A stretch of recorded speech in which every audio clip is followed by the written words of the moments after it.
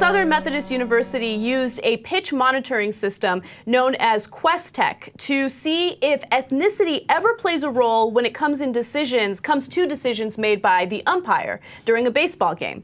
And what they found was that umpires actually make favorable calls for white pitchers.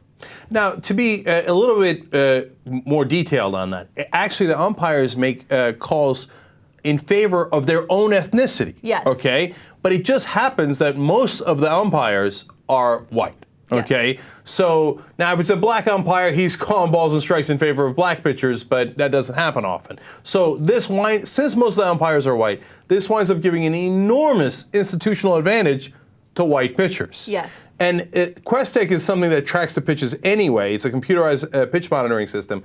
And they tracked 3.5 million pitches from 2004 to 2008. So it's not like, oh, this is a small sample. This is a gigantic sample. So some of the results.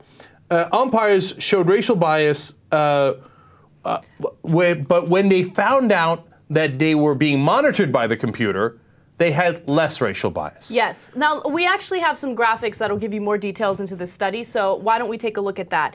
SMU researchers also found that minority pitchers reacted to umpire bias by playing it safe with pitches they threw in a way that actually harmed their performance in statistics. Basically, these hurlers adjusted to the white umpire's artificially narrower strike zone by throwing pitches down the heart of the plate where they were easier for the batters to hit.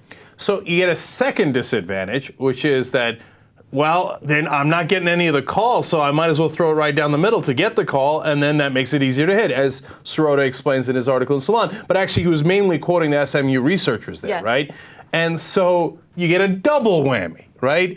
And it's so true in real life, too, in terms of the stereotypes and the repercussions that the stereotypes cause. So you don't get the job because you're black, and then you wonder if it was you, and you have less confidence. And the next job interview you go to, you have you're more insecure, and that hurts you in getting the next job, right? And it goes on, as an example. That's why this isn't a story about sports as much as it is about racism we're not even aware of, right? And all of us, it's not just white folks. Again, remember, all ethnicities wind up favoring their own ethnicities. Now, it just happens that there are more white people in the country, so this becomes an enormous institutional disadvantage for minorities.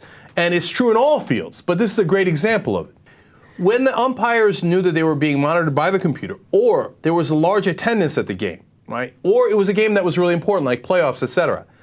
This is fascinating. The racial bias would go completely down and be nearly non-existent.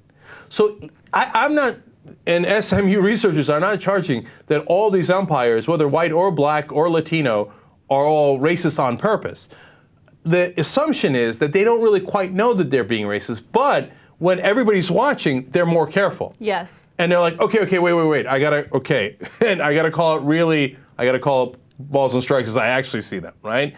And so that is a great argument in favor of, hey, you know what? We shouldn't ignore the problem and say, oh, don't worry, you don't have to monitor it. Like, because a lot of conservatives will say, oh, you just keep focusing on race, and oh, you want to monitor it and regulate it, etc. But this goes to show you, if you do monitor it, people pay closer attention, and you actually get rid of racial bias. Yes. Right? So I think it's an amazing story that shows what happens when we don't even realize we're doing it, and the disadvantages that are out there, and how they can be addressed. Yeah. No, and I love this story, not because it's a baseball-related story, but because it shows you that there are people in the country right now who deny that racism exists, right? They think back to the 1960s and are like, what? We've come such a long way. Racism doesn't exist. You know, I always think of Dr. Laura saying, oh, we got a black president, get that chip off your shoulder, right? But the reality is, the racism isn't as explicit as it was before. You don't see segregation, but you see, you know, systems that are set up in such a way that creates a disadvantage to minority groups. We can't deny that. Instead of denying it, why don't we do something to fix it?